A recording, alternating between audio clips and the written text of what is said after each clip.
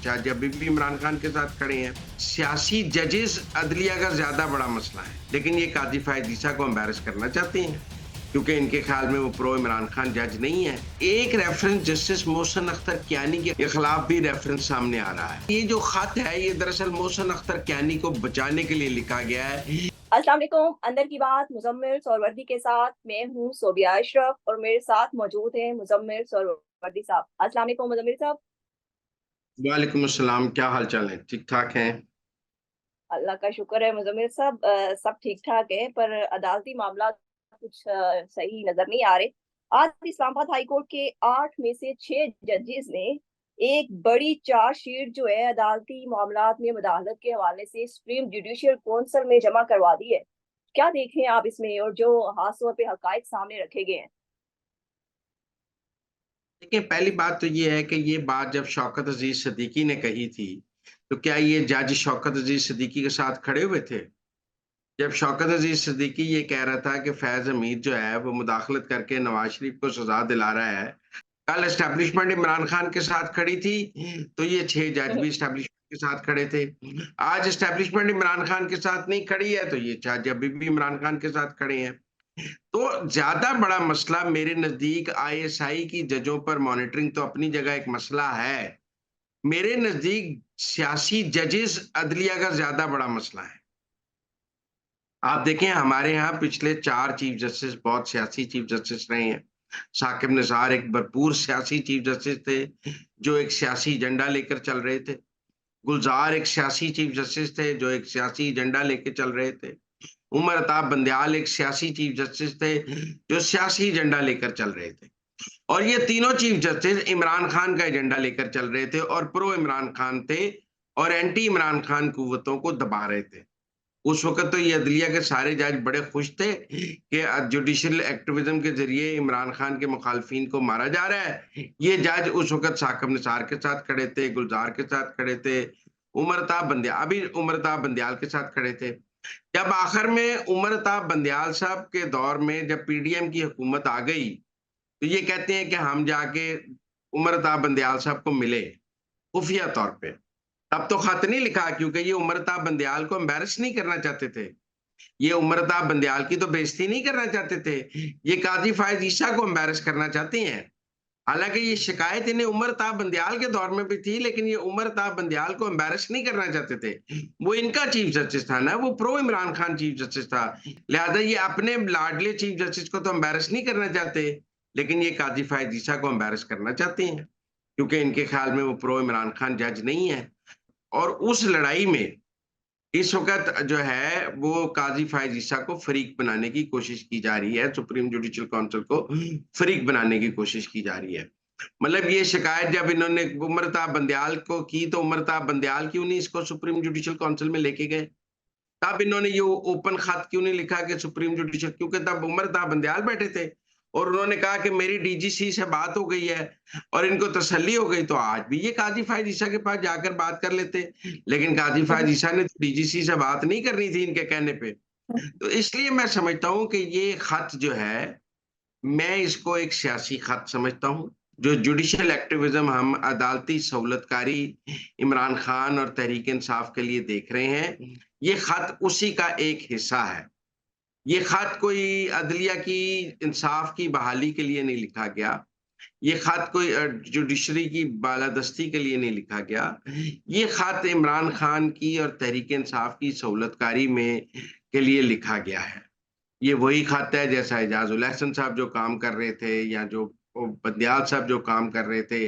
आजकल ये धड़ा ज़रा खुद को सियासी तौर पे यतीम समझता है जुडिशरी के अंदर, क्योंकि ऊपर चीफ जस्टिस का इनको आशीर्वाद हासिल नहीं है, तो अब इन्होंने खत लिखना शुरू किया है। अच्छा, इस खत का एक और दिलचस्प पहलू भी सामने आया है। जैसे जस्टिस मुज़ाहिर अली नकवी के खिलाफ रेफरेंस था कि उनके घर की पेमेंट एक स्मार्ट सिटी हाउसिंग सोसाइटी ने की थी और उनका रियल एस्टेट के डेवलपर से बहुत गहरा ताल्लुक था और वो उनके केसेस सुनते थे और वो उनके घरों की पेमेंट करते थे। ऐसे ही एक रेफरेंस जस्टिस मोहसिन अख्तर कियानी के खिलाफ, जो इस्लामाबाद हाई कोर्ट के जज हैं और मौजूदा चीफ जस्टिस के बाद उन्होंने चीफ जस्टिस बनना है, के खिलाफ भी रेफरेंस सामने आ रहा है। जस्टिस मोहसिन अख्तर कियानी जो है वो लेक व्यू लेन हाउसिंग सोसाइटी के पार्टनर हैं 18% के। उनकी सारी फैमिली इस हाउसिंग सोसाइटी की मालिक है। उनका फर्स्ट कजन, उनके 2 अंकल उनके साथ इस हाउसिंग सोसाइटी में पार्टनर हैं। तो ये लेक व्यू लेन जो हाउसिंग सोसाइटी है, इसका एनओसी नहीं मौजूद है सीडीए से, और इसने बगैर एनओसी के 50 करोड़ की सेल कर दी है। और इसके खिलाफ जो केसेस हैं उनको इस्लामाबाद हाई कोर्ट में और डिस्ट्रिक्ट जुडिशरी में जस्टिस मोहसिन अख्तर कियानी प्रोटेक्शन देते हैं। उन पर इल्जाम मुबैना तौर पर ये है, और उसके साथ साथ सरकारी जमीन भी इसमें है। तो एक हाउसिंग सोसाइटी की प्रोटेक्शन का जो इल्जाम जस्टिस मोहसिन अख्तर कियानी पर आ रहा है, और ये कि वो नीचे वाली जुडिशरी से भी उसमें मदद करते हैं और उनका एक साइड बिजनेस है, ये रेफरेंस उनके ऊपर आ रहा है। जैसे मुजाहिर अली नकवी का स्मार्ट सिटी हाउसिंग का स्कैंडल था, ऐसे इनका लेक व्यू लेन हाउसिंग सोसाइटी का स्कैंडल है, जिस पर रेफरेंस मोहसिन अख्तर कियानी के खिलाफ आ रहा है। अब ये कहा जा रहा है कि ये जो खत है ये दरअसल मोहसिन अख्तर कियानी को बचाने के लिए लिखा गया है, क्योंकि अगर मोहसिन अख्तर कियानी के खिलाफ ये रेफरेंस कामयाब हो जाता है तो फिर वो चीफ जस्टिस नहीं बन सकेंगे, जैसे इजाजुल एहसन घर चले गए हैं। अब जस्टिस मोहसिन अख्तर कियानी साहब को ने दस्तखत भी किए हैं और सीधी बात है उनका रेफरेंस भी आ रहा है। अब ये कहा जाएगा जी पहले खत सुना जाए या पहले रेफरेंस सुना जाए, तो मेरे ख्याल में पहले रेफरेंस ही सुना जाना चाहिए। खत को तो पिटीशन की सूरत में बाद में भी देखा जा सकता। कोई बात नहीं, ऐसे खत तो सरदार पर तारिक मुजफ्फर उमर। इस हाथ के बाद 2023 और 2024 के दरमियान में जो हाई प्रोफाइल केसेस पर ट्रायल हुआ, उस पर भी बहुत से सवालात खड़े हो जाते हैं। जी नहीं, सवालात तो उन ट्रायल्स पर भी खड़े हो गए हैं शौकत अजीज सिद्दीकी की बहाली के बाद जो नवाज शरीफ के हुए, उन पर सवालात नहीं खड़े हुए। मतलब कहानी आज से क्यों शुरू करनी है? कहानी वहां से शुरू करें जहां से नवाज शरीफ को सजाएं देकर उससे इक्तदार छीना गया। वो गलत था ना। पहल मतलब लोग शुरू वहां से करेंगे कि यहां से करेंगे? इस्लामाबाद हम्म। हाईकोर्ट शामिल था उसमें। कितना अरसा इन्होंने नवाज शरीफ की अपीलें नहीं सुनी है, कितनी लंबी वो अपीलें गई हैं, जमानत नहीं ली है, ये सब कुछ मौजूद नहीं था। मैं ये समझता हूं कि जब सरदार तारिक और काजी फायज ईसा जुडिशल कमीशन का इजलास बुलाने का मुतालबा करते थे तो उमर अता बंदयाल नहीं बुलाते थे। अब मुझे ये बताएं कि आईएसआई की मुदाखलत पर जुडिशल कमीशन क्या कर सकता? कुछ भी नहीं कर सकता। जुडिशल कमीशन तो जजेस के मिसकॉन्डक्ट के पे जजेस के खिलाफ कार्रवाई कर सकता है। जुडिशल कमीशन के पास आईएसआई के डीजी के खिलाफ कार्रवाई करने का कोई इख्तियार नहीं। ये खत उन्होंने लिखा कि हम जुडिशल कमीशन को खत लिख रहे हैं। मुझे ये जज समझा दें, ये खुद को कानून और आइन का चैंपियन समझते हैं। इन्होंने आइन और कानून की पासदारी का हलफ उठाया हुआ है। ये जरा मुझे बता दें कि क्या अख्तियार है जुडिशल कमीशन का कि वो डीजीआईएसआई के खिलाफ कोई एक्शन ले ले? कहते हैं जी जुडिशल कन्वेंशन बुलाया जाए। मैं कहता हूँ जी जुडिशल कन्वेंशन बुला लेते हैं। ये बताएं जुडिशल कन्वेंशन के पास क्या अख्तियार है डीजीआईएसआई का या आईएसआई के डीजीसी के खिलाफ कार्रवाई करने का, या इसके ऊपर सवाए इसके कि करारदाद पास हो जाएगी? ये फौज और अदलिया की लड़ाई कराना चाहते हैं। ये सिर्फ ये चाहते हैं कि फौज और अदलिया की उस कन्वेंशन के जरिए लड़ाई करा लें। इसके अलावा तो उस कन्वेंशन के पास कोई इख्तियार तो नहीं होगा। अगर किसी जज को कोई शिकायत है आईएसआई से, तो उस शिकायत के लिए वो जज एफआईआर दर्ज करा सकता है डीजी आईएसआई के खिलाफ, सू मोटिव एक्शन ले सकता है हाईकोर्ट का जज। सू मोटिव ले ले और लेकर डीजी आईएसआई को सुबह तलब कर लें अपनी अदालत में, तो उसको बुला लें ऑडियो में। तो मेरे ख्याल में आज जिस तरह बुशरा बीबी ने नाम लिए हैं अपने केस में, आर्मी चीफ का, डीजीआई का, डीजीसी का, उसी के साथ ये खत आ गया है।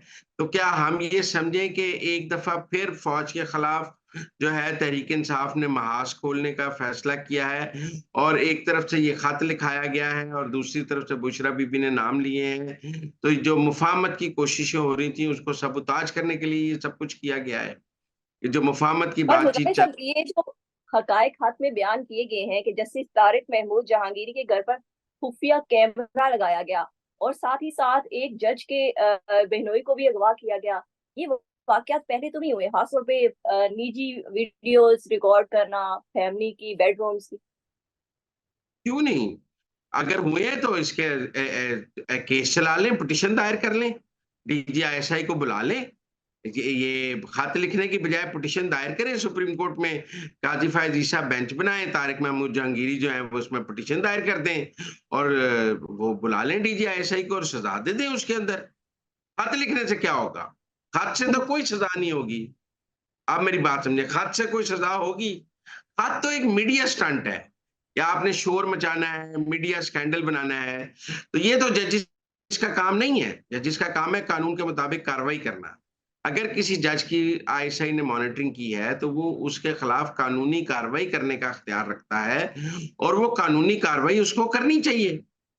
ये 6 जजेस जो हैं ये पिटीशन दायर कर दें ISI के खिलाफ सुप्रीम कोर्ट में, वो अगले दिन फिक्स हो जाएगी। वहां अच्छा सबूत मुजम्मिल आपने। साहब, आपको याद होगा जस्टिस शौकत अजीज सदीकी ने जब खुलेआम तकरीर की थी मुदाखलत के हवाले से, तो उनको एक बड़ी कीमत अदा करनी पड़ी थी, उनको नौकरी से फारग कर दिया गया था। तो अब आप क्या देख रहे हैं, क्या होगा इन जजेस के साथ? वो साकिब निसार साहब थे, उन्होंने 2 दिन में फारग कर दिया। ये काजी फायज ईसा है, ये नहीं करेंगे। मैं आपको बताता हूँ, वो साकिब निसार साहब तो फैज हमीद की बातों में आके उन्होंने फारग कर दिया था। वो तो फैज हम्म। हमीद साहब चाहते थे ना शौकत सिद्दीकी को फारग किया जाए। काजी फायज ईसा तो नहीं इनको फारग करेंगे। अगर साकिब निसार होता तो फारग कर देता कि आपने DGISI के बाद खिलाफ बात की, आपको आज ही फारग कर देता हूँ। अगर आज साकिब निसार चीफ जस्टिस होता, वो कल इनको जुडिशियल काउंसिल में बुलाता और कहता कि इन इल्जामात का सबूत दो। इनके पास इसका कोई सबूत ना होता, इनका फारग कर देता। यही किया था ना शौकत अजीज सिद्दीकी के खिलाफ। ये जी। जज ये बताएं कि जब शौकत अजीज सिद्दीकी के खिलाफ एक्शन हो रहा था, ये उस वक्त कहां खड़े थे? ये फैज हमीद के साथ खड़े थे, ये साकिब निसार के साथ खड़े थे, ये उस वक्त कहां खड़े थे? ये अपनी पोजीशन वाजे करें, उससे साबित हो जाएगा कि इनकी पॉलिटिकल अलाइनमेंट क्या है। अगर ये उस वक्त भी अपने साथी जज के साथ खड़े थे तो आज इनका मौकफ बिल्कुल दुरुस्त है।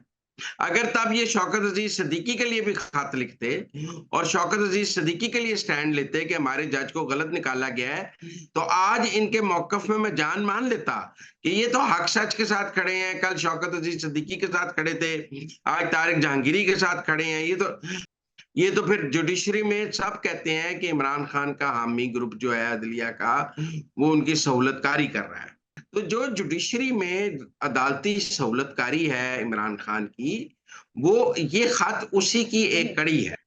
जो दर्जनों के हिसाब से जमानतें जो हैं वो रात को 10-10 बजे तक अदालतें लगा कर दी जाती थी, उस अदालती सहूलतकारी की अगली किस्त जो है वो ये 6 जजों का खत है।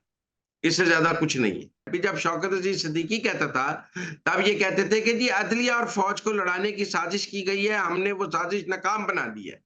आज अदलिया और हम्म। फौज को लड़ाने की साजिश नहीं की जा रही है, आज इस साजिश को नाकाम बनाने की जरूरत नहीं है, आज इस साजिश को कामयाब बनाने की जरूरत है। मैं ये समझता हूं कि इस्लामाबाद हाई कोर्ट के इन 6 के 6 जजेस को की पिटीशन, इस खत को पिटीशन में कन्वर्ट करने देना चाहिए और उस पिटीशन को सुप्रीम कोर्ट में समाअत के लिए मुकर्रर कर देना चाहिए। इन 6 के 6 जजेस बिल्कुल। के खत को और एक पिटीशन के तौर पे सुप्रीम कोर्ट में कर देना चाहिए और इनको कहना चाहिए कि भाई साबित करें कि उन्होंने, देखे ना जी, अब यहाँ 2 ही रास्ते हैं, या इन जजेस की बात सच्ची है या झूठी है।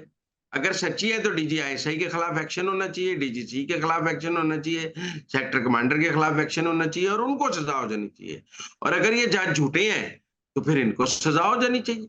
मेरा मतलब है हम्म। ये इमरान खान वाली सियासत तो नहीं हो सकती कि 35 पंचर का इल्जाम लगा दो और उसके बाद आप कहो कि ये तो मैंने सियासी बयान था।